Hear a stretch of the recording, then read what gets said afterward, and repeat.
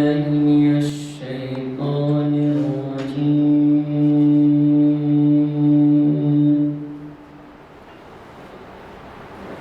بسم الله الرحمن الرحيم.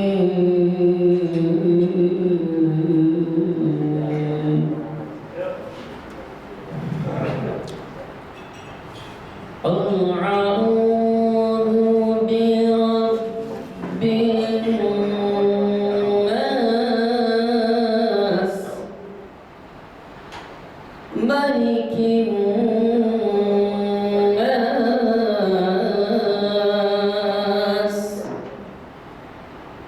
إله الناس.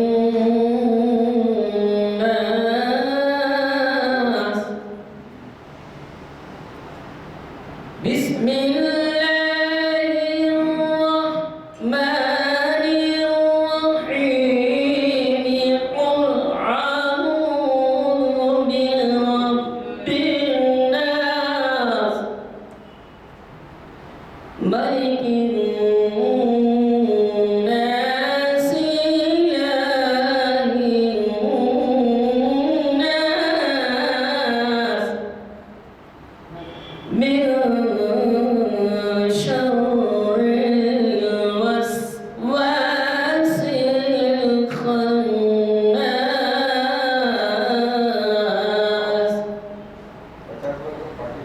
الذي يوسوس في صدور الناس من الجنة والناس.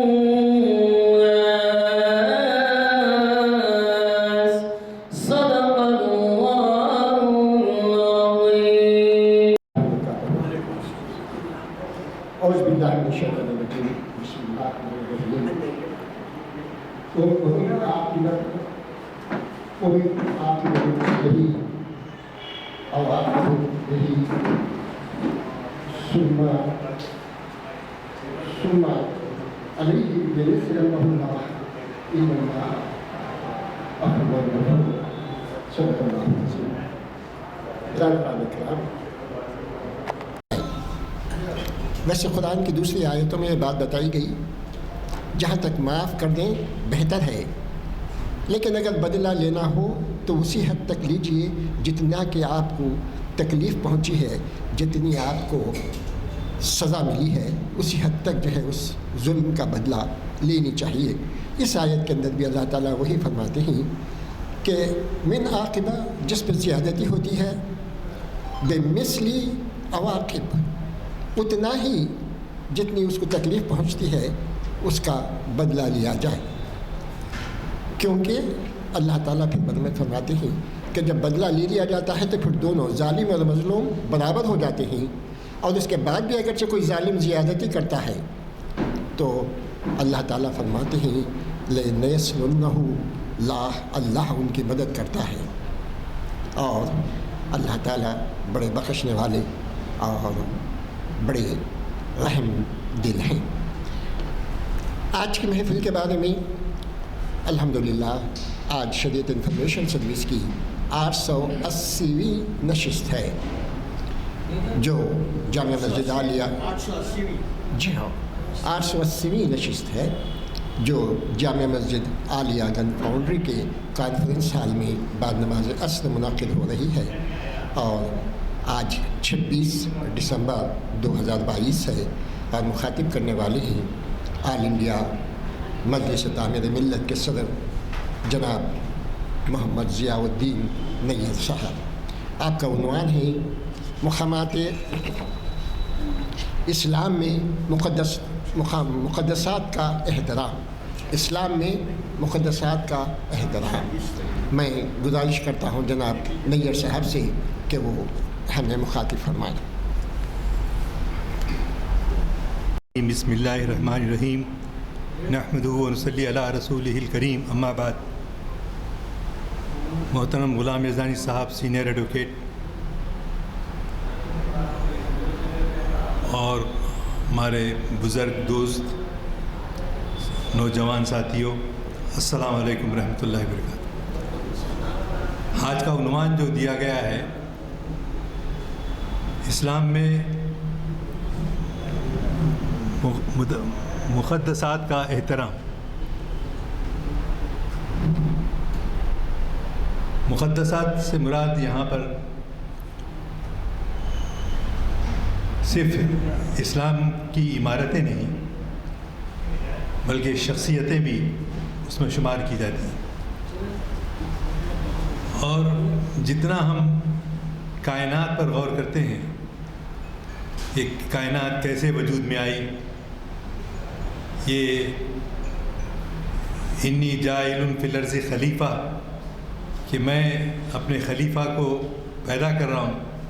جب اللہ تعالیٰ نے فرشتوں سے کہا تو فرشتے کیا ایسے مخلوق کو کیوں پیدا فرما رہے ہیں جو جھگڑا کرے گی، خون بہائے گی۔ انی جاعل فی الارض خلیفہ قالوا اتجعل فیہا من یفسد فیہا ویسفک الدماء ونحن نسبح بحمدک ونقدس لک۔ کیا آپس میں جھگڑا و فساد کرنے کے لیے آپ ان کو پیدا کر رہے ہیں؟ تو اللہ میاں بولے I know it better, you shut up. جیسا کلاس میں روم میں بچے گڑبڑ کرے تو ٹیچر استاد کیا بولتے؟ Keep quiet. جی، تو اللہ میاں بھی جو ہے ہمارے فرشتوں کو جب بتایا گیا کہ بھئی ایک مخلوق پیدا کی جانے والی، تو ان کو اعتراض ہوا۔ ان کو معلوم تھا کہ یہ مخلوق جائے گی اور شر میں زمین میں فساد بچائے گی۔ اب کائنات میں آپ جتنا غور کریں، یہ ساری کائنات کے اندر جو ہے بہت ساری چیزیں، جیسا پھولوں کا چٹکنا ہے، زمین سے آپ کھاد ڈال کر شجر، حجر اور دیگر جو ہے چیزیں آپ کے حکم سے پیدا ہوتی ہیں، اور جس کو ٹہنی کو بلند کرنا ہے وہ شاخ ٹہنی ہی کی طرف جاتی ہے، یعنی زمین کی طرف نہیں جاتی۔ وہ اللہ کا حکم ہے کہ اس کو زمین میں ہی آگے بڑھنا ہے، وہیں آگے بڑھے گی۔ اور غور کیجئے کہ جام کا درخت ہے یا کیلے کا درخت ہے، یہ تمام چیزوں میں اگر ہم غور کریں تو معلوم یہ ہوتا ہے کہ یہ بندہ چاہے تو کچھ نہیں کر سکتا، اس کا ڈائریکشن چینج نہیں کر سکتا۔ کھاد ڈال کر بھی، کھاد ڈالے بغیر بھی، پانی ڈال کر بھی، پانی ڈال، وہ جو نظام تخلیق کا اللہ نے پیدا کر رکھا ہے اس کو کوئی بدل نہیں سکتا۔ آپ دوسرے رکوع میں ہی البقرہ میں پڑھتے ہیں، یا ایھا الناس اتقوا ربکم الذی خلقکم من نفس واحدہ وخلق منها زوجها وبث منهما رجالا كثيرا ونساء۔ یا ایھا الناس، اے لوگو، غور و فکر کرو کہ وہ خالق مطلق کیسا ہے، پورے اس کے حکم سے چیزیں وجود میں آ جاتی ہیں۔ اس میں ہم بہت کم غور کرتے ہیں۔ ہم کو غور کرنا چاہیے کہ یہ ساری کائنات کیسے وجود میں آئی اور کس طرح سے اس کے حکم سے نیست و نابود بھی ہو جاتی ہے، جل جاتی ہے۔ جی، زلزلے آتے ہیں، اور آپ کے انڈونیشیا میں خاص طور سے آپ دیکھتے رہتے ہیں کہ بے زلزلے آتے ہیں۔ تو یہ چیزیں قرآن پاک میں جہاں بار بار پڑھیے گا، بار بار آپ کو یہ سبق ملتا ہے کہ واقعی اللہ تعالیٰ خالق السماوات والارض وما بینہما، اور ہم نے اس زمین کو کھیل کود کے لیے پیدا نہیں کیا، ہم ایک مقصد ہے اس کے لحاظ سے ہم نے اس کو پیدا کیا ہے، اور اس مقصد کے تعین کیے ہوئے عمل سے ہی جو ہے انسانوں کو، شجر کو، پودوں کو، پلانٹ لائف کو جو بھی وجود ملتا ہے وہ سب اللہ کے حکم سے ملتا ہے۔ تو اللہ کے حکم سے ملتا ہے، اللہ کی قدرت ہے، اور انسان یہ سمجھ رہا ہے کہ ہم جو ہے جو چاہے کر سکتے ہیں۔ ایک مرتبہ رسول اکریم صلی اللہ علیہ وسلم صحابہ کے ساتھ بیٹھے تھے، آپ کے کھجور کے جو درخت ہوتے ہیں مدینے میں بھی ہوتے ہیں، ہر جگہ بھی ہوتے ہیں، تو جب کھجور کے درخت کی شاخ آگے بڑھی اور اس میں عام طور پہ جس طرح سے پھل لگتا تھا نہیں لگا اس سال، خاموش وہ ضائع ہو گیا، تو رسول اللہ صلی اللہ علیہ وسلم کو صحابہ بولے آپ کے ہاتھ سے لگائے سو پودا بھی اگلا نہیں، آگے نہیں بڑھا، کیا بات ہے؟ تو میں دنیا کے امور کم جانتا ہوں، حضور نے جواب دیا، میں دنیا کے امور جو ہے کون سا پودا کتنا آگے بڑھ سکتا ہے، یہ جو ہے یہ مجھے اگر تم لوگ بتائے ہوتے تو میں جو ہے وہی اختیار کرتا۔ تو رسول اکرم صلی اللہ علیہ وسلم کی اتنی جو ہے حقیقت اور کو جو ہے ہمارے جیسے لوگ ہوئے تو کوئی بات اور بہانہ بنائیں گے، لیکن رسول اللہ صلی اللہ علیہ وسلم نے کہا مجھے معلوم نہیں تھا یہ اس کا کیا نظام ہے، اس کے لیے تم لوگ دنیا کو بہتر جانتے تھے، تمہارا کام تھا کرنے کا۔ تو بہرحال کائنات کی تخلیق صرف تخلیق نہیں بلکہ اس کو نمو جو ملتی ہے، وہ آگے جو بڑھتا ہے، یہ سب اللہ میاں کی حکم سے ہوتا ہے۔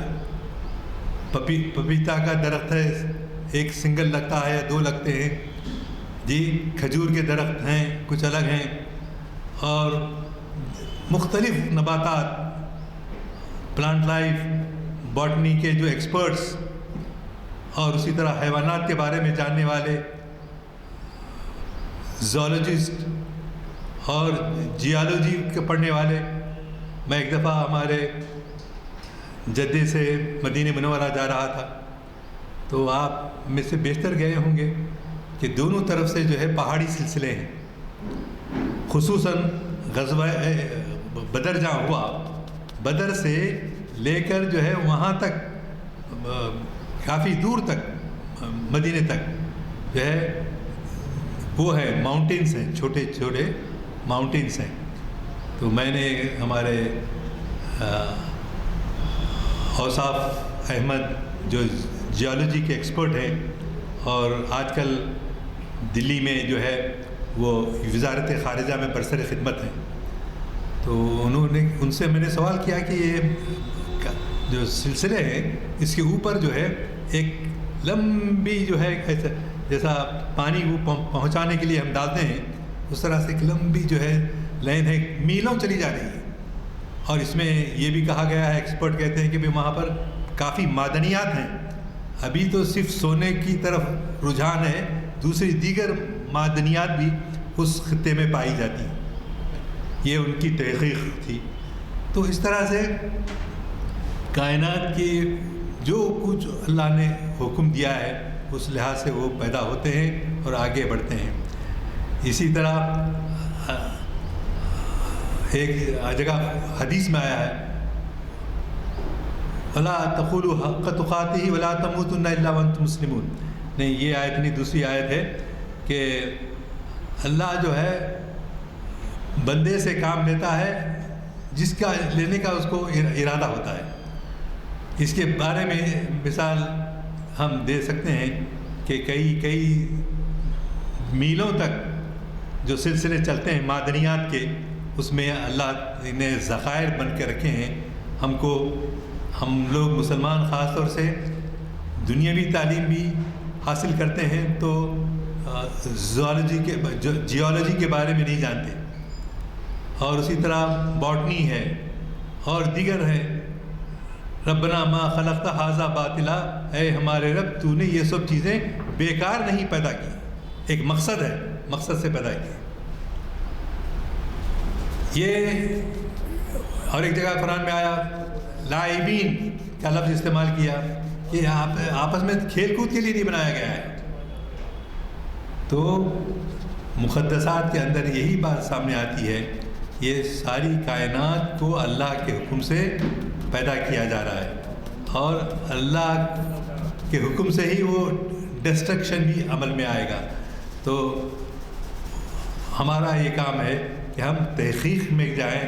میں نوجوانوں سے یہ کہتا ہوں کہ آپ ڈاکٹر انجینئر بہت ہو گئے، ہر جگہ ڈاکٹر ہر جگہ انجینئر ہیں، ضرورت ہے ابھی، لیکن ریسرچ میں ہم جو ہے بہت پیچھے ہو گئے۔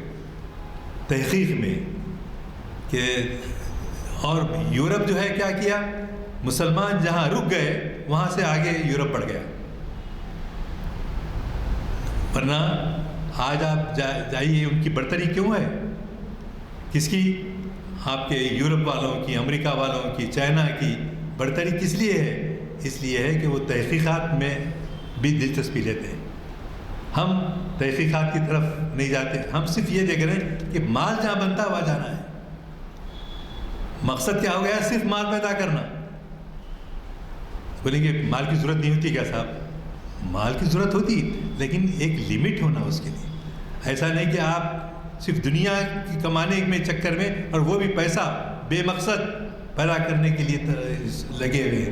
تو اللہ میاں کیا کرے گا؟ کس قوم کو نوازے گا؟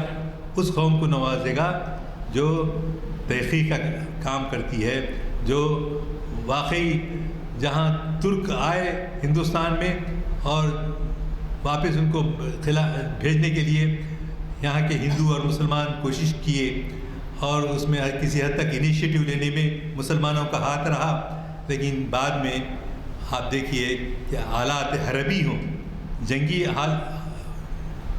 ویپنس ہوں یا جو بھی ہے، وہ کون آگے بڑھ گئے؟ اس میں انگریز آگے بڑھ گئے، ترک آگے بڑھ گئے، اور ہم پیچھے رہ گئے. آپ کو قرآن مجید میں ملے گا کہ بھئی آپ جو ہے حدید کا استعمال کیوں؟ ایک سورہ کا نام ہے حدید ہے، الحدید. حدید کیوں پیدا کرتے ہیں؟ مشنری پیدا کرنے کے لیے اللہ میاں ایک حدید تو دے دیا، لوہا کی تخلیق، آئرن اور کی تخلیق کی طرف توجہ دلائی. اب مسلمانوں کا کام یہ تھا کہ آپ اس میں آگے بڑھتے اور ترقی کرتے. تو مسلمانوں کو جو کامیابی ہوئی رسول اللہ صلی اللہ علیہ وسلم کے زمانے میں، تو وہ غزوہ بدر سے آغاز ہوتا ہے، اور تقریباً 93 غزوے اور جو ہے وہ جنگیں جس میں رسول کریم صلی اللہ علیہ وسلم بنفس نفیس آپ نے شرکت فرمائی. اس طرح سے، اور خون کتنا بہا؟ لیس دین 100، اس سے زیادہ شہید بھی نہیں ہوئے صحابہ. سب سے میکسیمم کتنے ہیں؟ 90s کے فگر جاتا. ڈاکٹر حمید اللہ کی کتاب ہے دا بیٹل فیلڈ آف اسلام، ہمارے حیدرآباد کے ڈاکٹر حمید اللہ. ہم ان کی کتابیں پڑھیں تو معلوم یہ ہوگا کہ کتنی تحقیقات اوروں نے کی اور ہم نے کیا کیا. ہم نے تحقیق کے معاملے میں کہاں تک گئے اور وہ لوگ آگے ترقی کرتے ہوئے کہاں گئے. تو یہ چیزیں بڑی ہماری دوررس نگاہیں ہونا چاہیے کہ اللہ نے یہ چیزیں بیکار پیدا نہیں کی. ربنا ما خلقت ھذا باطلا، کوئی چیزیں اللہ تعالیٰ عبث پیدا نہیں کی، بیکار نہیں پیدا کی. ہم کو اس کو استعمال کرنا ہے جی. اور سورہ انفال میں آیا کہ تم دشمنوں کے مقابلے کے لیے تیار رہو. تو ہم وہ سمجھے کہ وہ بدر میں، حنین میں جی، اس ابتدائی جنگوں میں رسول اللہ صلی اللہ علیہ وسلم کی، یا فرعون کے زمانے میں، یا نمرود نماردہ کے زمانے میں، اس وقت جو تحقیق ہو گئی، اب اس کے بعد ہم کو ضرورت نہیں ہے. حالانکہ یہ ہے کہ قرآن مجید میں آیا کہ آپ اپنے آپ کو ہمیشہ تیار رکھیں. یہ چیزیں جو اللہ نے دی ہیں ان نعمتوں کو، اس کو استعمال کریں، صحیح طور پہ استعمال کریں. چنانچہ حضور اکرم صلی اللہ علیہ وسلم کی جو کامیابی ہوئی کس میں؟ غزوہ بدر میں. تو غزوہ بدر میں جو کامیابی ہوئی، اس کے بعد اس میں سہیل بن عمرو جو ہے ایک آدمی تھا، وہ جو ہے مسلمانوں کے سخت دشمن رہتے تھے. تو انہوں نے تحقیق سے بتایا کہ سہیل بن عمرو بڑا اچھا خطیب تھا. خطیب بولے تو بہترین خطبہ دینے والا، کافی تیاریوں سے دینے والا. وہ کیا کرتا تھا؟ رسول اللہ صلی اللہ علیہ وسلم کے خلاف طائف میں، بدر میں، قریب کی جو بستیاں تھیں وہاں پر جا کے تقریریں کرتا تھا. خطیب تو تھا، اس کی صلاحیتیں بحیثیت خطیب مسلمہ تھیں، اور جا کے کیا کرتا تھا؟ حضور اکرم صلی اللہ علیہ وسلم کے خلاف بات کرتا تھا. تو غزوہ بدر ہوا، ہونے کے بعد وہ سامنے نظر آیا تو اللہ کے رسول صلی اللہ علیہ وسلم سے حضرت عمر رضی اللہ تعالیٰ عنہ نے پوچھا کہ میں اس آدمی کو جو آپ کی شان میں گستاخیاں کرتا تھا، اس کے سامنے کے 2 دانت اکھاڑ دیتا ہوں تاکہ وہ اپنی خطابت سے لوگوں کو بہکائے نہیں۔ اس کو بہکانے سے محفوظ رکھنے کے کون؟ حضرت عمر رضی اللہ تعالیٰ عنہ نے حضور اکرم صلی اللہ علیہ وسلم سے کہا آپ حکم دیجئے، میں اس کے سامنے کے 2 دانت اکھاڑ دیتا ہوں تاکہ وہ اپنی خطابت کے زور سے حضور اور اسلام صلی اللہ علیہ وسلم اسلام کے خلاف جو ہے تقریریں کرنا بند کر دیں۔ تو اللہ کے رسول صاحب نے کہا ہم ٹھیک ہے، ہم کو جب جو بھی فیصلہ کرنا ہے ہم یہ نہیں کہیں، آپ کی تجویز کے مطابق میں یہ فیصلہ نہیں کر سکتا۔ اسی زمانے میں ایک یہودی تھا، کعب بن اشرف یہودی تھا اور اسمارٹ آدمی تھا، شاعر تھا، مدینے میں رہتا تھا۔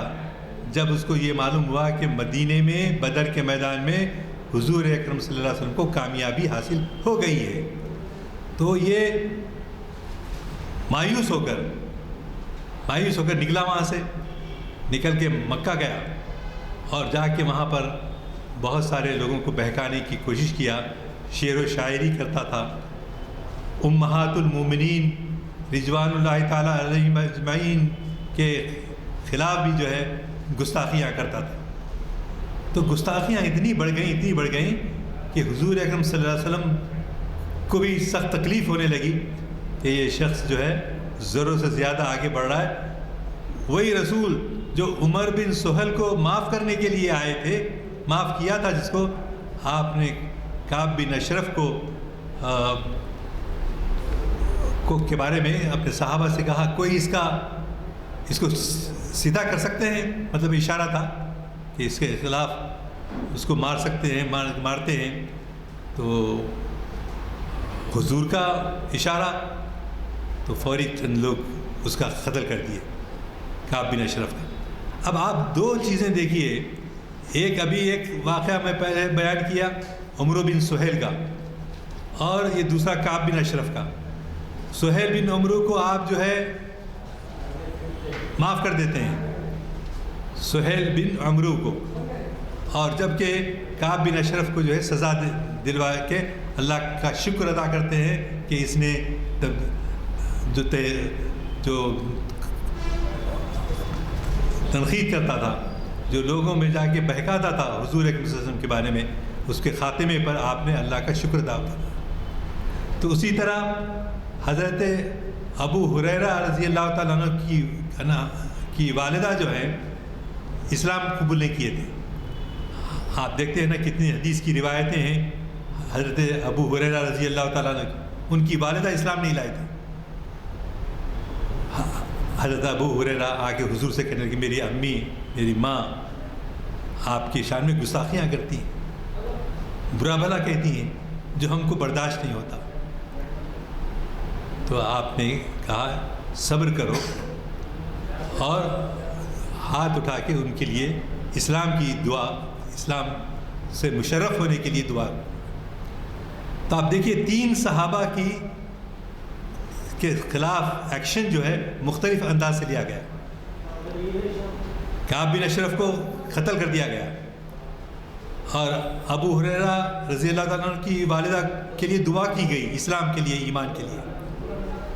اور تیسرا واقعہ سہیل بن عمرو کا تھا کہ اس کو بھی آپ نے معاف کر دیا، حضرت عمر رضی اللہ تعالیٰ عنہ کے کہنے کے باوجود آپ نے۔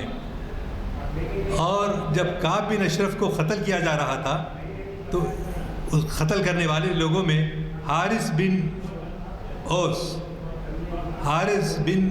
جو ہے، وہ حارث بن اوس جو ہے ایک آدمی تھا جو اس گروپ میں جو کعب بن اشرف کو قتل کیا تھا، اس گروپ کے ساتھ اس کو تلوار کی ایک نوک سے تھوڑا سا نشان لگ گیا اپنے ساتھیوں سے ہونے کی وجہ سے رسول اللہ صلی اللہ علیہ وسلم نے اپنا لعاب دہن جو ہے اس زخم کو لگایا اور وہ زخم جاتا رہا. 4 واقعات ہوئے. اور لعاب دہن کے بعد آپ نے ابو ہریرہ کی والدہ کا کہا، اور پھر پورے صحابہ جو ہے جب مدینے میں مکے میں کامیابی سے داخل ہونے لگے تو آپ جو ہے کعبے کے دروازے پر جا کے کھڑے ہو گئے اور اعلان فرمایا لا تثریب علیکم اليوم. آج سب جو ہے لوگ آزادی ہے. کس طرح سے؟ جس طرح سے حضرت یوسف علیہ السلام نے اپنے والد کے لیے کیا تھا کہ جو کامیابی سے ہمکنار ہوئے ان کو آپ نے کہا آج یوسف کی طرح تم سب کو آزادیاں ہیں.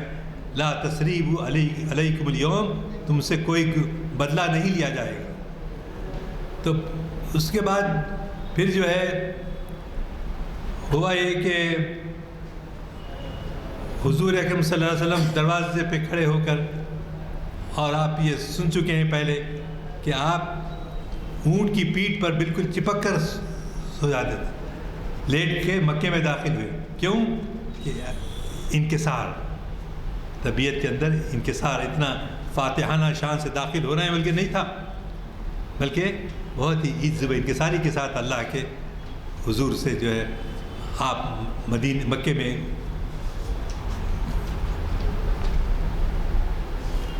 حضور اکرم صلی اللہ علیہ وسلم 9 نام ایسے تھے اس زمانے میں جنہوں نے بڑی زیادتی کی تھی، اور اگر یہ 9 لوگوں میں سے 9 لوگ کعبے کے غلاف کے پیچھے بھی چھپ جائیں تو ان کو پکڑ کر قتل کر دینا. کعبے کے غلاف کے پیچھے بھی اگر چھپ جائیں تو چنانچہ ہوا یہ کہ حبار بن الاسود ایک شاعر تھا اور اس نے گستاخی کی. بی بی حضور اکرم صلی اللہ علیہ وسلم کی ایک صاحبزادی کو اس کم وقت نے کیا کیا تھا، اونٹ پہ سے آپ کو ڈھکیل دیا تھا. صاحبزادی رسول، اور ان کا حمل جاتا رہا. کتنی سخت جو ہے کیفیت سے 2-4، وہ بھی حضور اکرم صلی اللہ علیہ وسلم کی صاحبزادی کے ساتھ. تو حبار بن اسود کی 2 لونڈیاں بھی تھیں جو گانا گاتی اور لوگوں میں گندگی پھیلانا ان کا شیوا تھا. تو اللہ کے رسول نے اشارہ دیا کہ اس کو بھی جو ہے ختم کر دو، حبار بن اسود کو.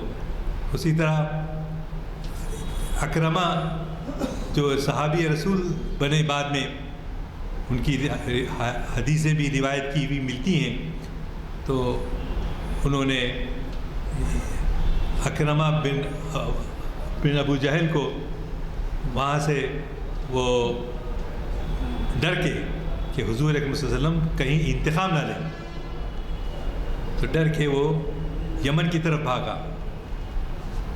تو یمن کی طرف بھاگے تو ان کی بیوی بھی ان کے پیچھے گئی کہ محمد رسول اللہ کا جو کیمپ ہے اس سے بڑا کوئی پناہ دینے والا کیمپ نہیں ہے. آج ان کو کامیابی حاصل ہونے کے باوجود آج انتقام وہ لے سکتے تھے، لیکن انتقام لینے کے بجائے انہوں نے عفو عام سے کام لیا، سب کو معاف کر دیا. تو آج جو باتیں کی جاتی ہیں کہ بھئی ان کے آبا و اجداد جو ہندوستان میں آئے تھے انہوں نے زبردستی اسلام کو یہاں پھیلایا، زبردستی ہم نے مسلمانوں کے دین کو جو ہے نافذ کرنے کی کوشش کی، یہ ہم پہ الزامات لگائے جاتے ہیں جو کہ غیر صحیح ہیں. کتنی بھی آپ کتابیں روایتیں پڑھیں گے، غیر مسلموں کی تحقیق سے تحریر کردہ کتاب، تاریخی کتاب پڑھیں گے، بڑے بڑے مورخ سب جو ہے بتاتے ہیں کہ بھئی مسلمانوں نے زیادتی بزور شمشیر اسلام نہیں پھیلایا. جو کہ الزامات ہم پر ہیں غلط ہیں. اکا دکا ہو سکتا ہے، لیکن ہم داعی کس کے ہیں؟ ہم جو ہے ساری انسانیت کے داعی ہیں. اس لیے نہیں کہنے کہ آج ہمارا وقت ایسا آیا بول کے.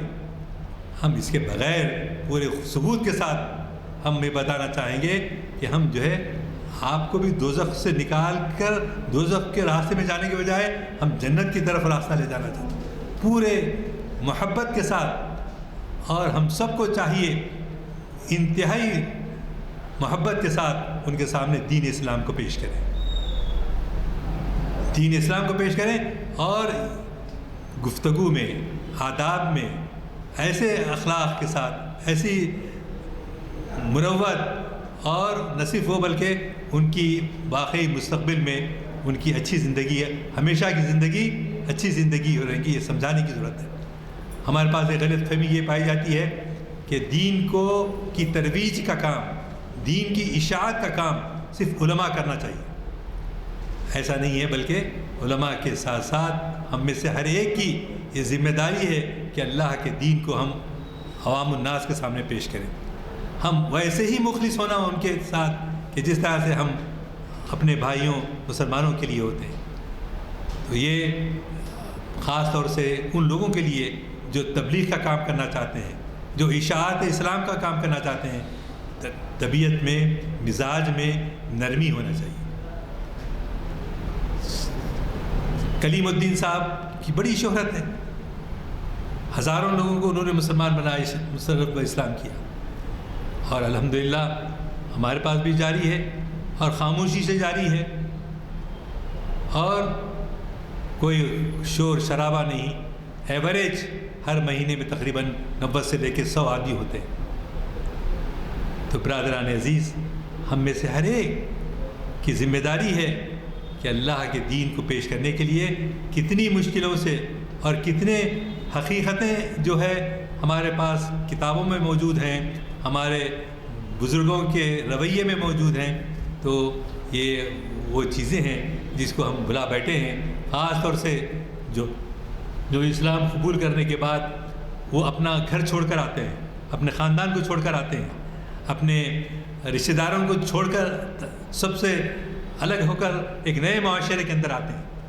تو ان نئے معاشرے میں آنے والے لوگوں کو ان کو محبت سے، کیونکہ وہ ساری دنیا سے کٹ گئے ہیں. اب ہمارا یہ کام ہے جو اولیاء اللہ حضرت خواجہ معین الدین چشتی رحمۃ اللہ علیہ اور جو بزرگوں نے ہندوستان میں اسلام کو پیش کیا ہے وہ بہت ہی محبت سے، اور لہٰذا ہم میں سے بھی بڑے ہی اخلاص کے ساتھ ہم واقعی ان کے خیر خواہ ہیں، یہ ان پہ ظاہر ہونا، اور روزانہ کم سے کم اپنے پڑوس میں، اپنے قرب و جوار میں جہاں بھی ہو سکتا ہے وہاں دین کی بنیادی باتوں کو پیش کرنا، کیونکہ اللہ تعالیٰ تمام گناہوں کو معاف کرتا ہے.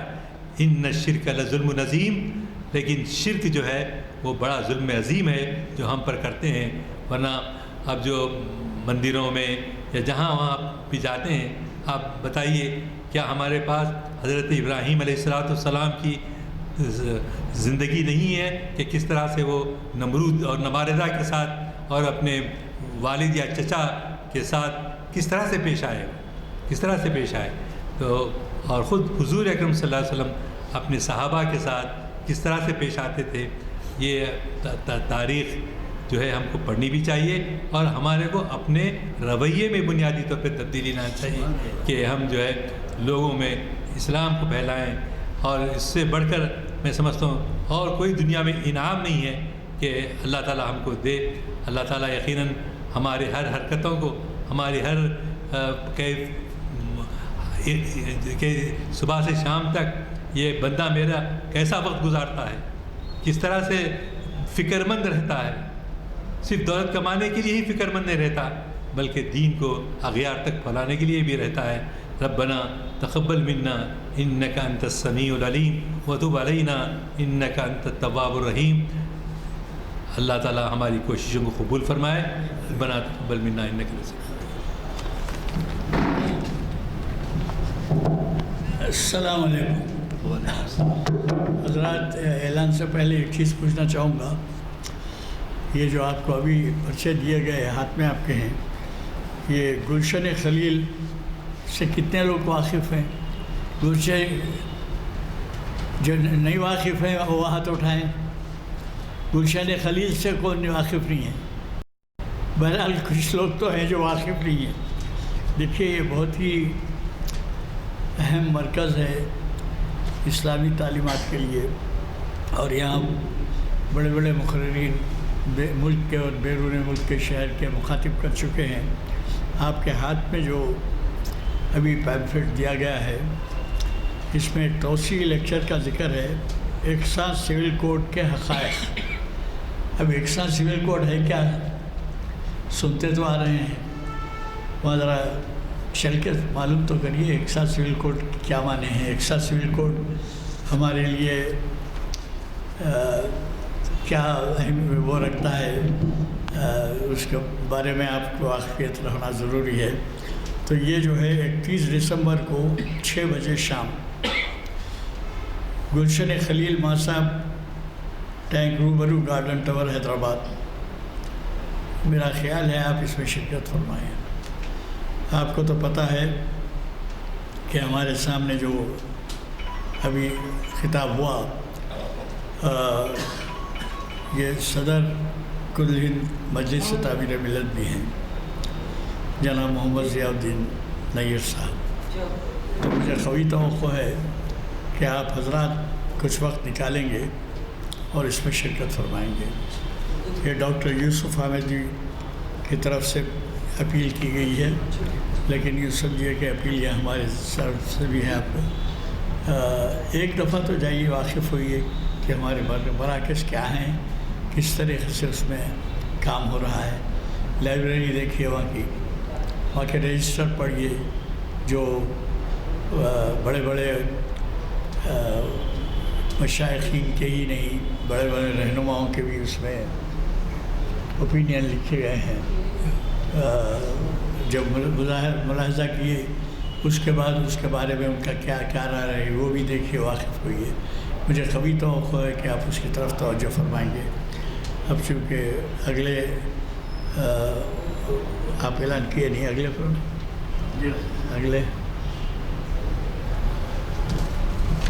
ایک رہ گیا چار شنبے کا ہے.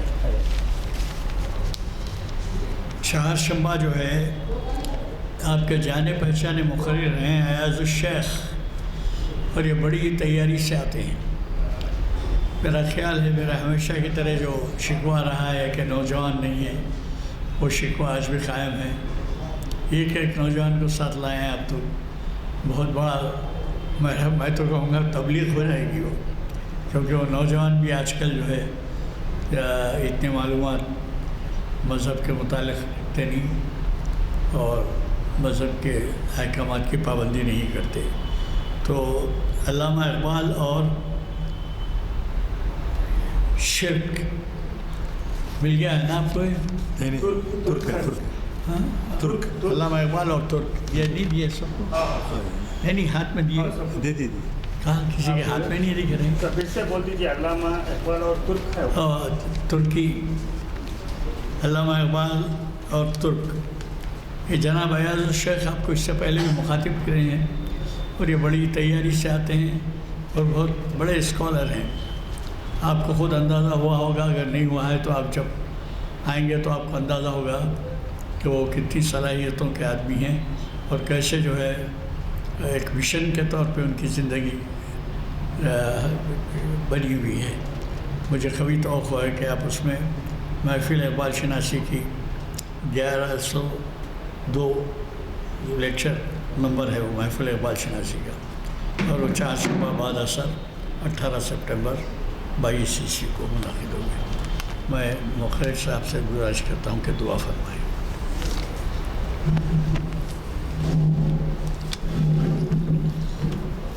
اللہم صلی علی سیدنا و شفیعنا و نبینا و حبیبنا و مولانا محمد وبارک وسلم. رب اغفر ورحم وانت خیر الراحمین. ربنا ظلمنا انفسنا وان لم تغفر لنا وترحمنا لنكونن من الخاسرین. اللہم انک عفو کریم تحب العفو فاعف عنا یا کریم یا ستار یا عزیز یا غفار. اللہم اغفر لنا لاخواننا الذین سبقونا بالایمان. اللہم حبب الینا الایمان وزینہ فی قلوبنا وکرہ الینا الکفر الشرک والکذب والعصیان والنفاق والشقاق واجعلنی من الراشدین واجعلنی من الشاکرین اللہم اعز الاسلام والمسلمین. اے اللہ ہمارے نوجوان بچوں کو علمی اور دینی معلومات میں اضافہ کرنے کا شوق پیدا کر. آمین. اے اللہ ان کی پرابلمز جو بھی مسئلے ہیں اللہ ان کو آسانیاں کر دے اور اعلیٰ تعلیم حاصل کرنے کا شوق عطا فرما اور مسلمانوں کی خدمت اسلام کی خدمت اور حضور اکرم صلی اللہ علیہ وسلم سے بے پناہ محبت صحابہ سے محبت ہمارے دلوں میں ڈال دے. اے اللہ اس سلسلے کو جاری رکھیے اور غلام الدانی صاحب ایڈوکیٹ کو صحت یاب رکھ اور ہم جتنے بھی حاضرین ہیں سب کو اللہ تعالیٰ صحت و ایمان کے ساتھ باقی رکھے. ربنا تقبل منا انک انت السمیع العلیم وتب علینا انک انت التواب الرحیم. صلی اللہ تعالی علی خیر خلقہ ونور عرشہ سیدنا مولانا محمد وعلی آلہ وصحبہ اجمعین آمین برحمتک یا رب. پھر ایک دفعہ اعلان کر دے تو میں شکوہ اور جواب شکوہ کے جتنے چاہیں آپ کے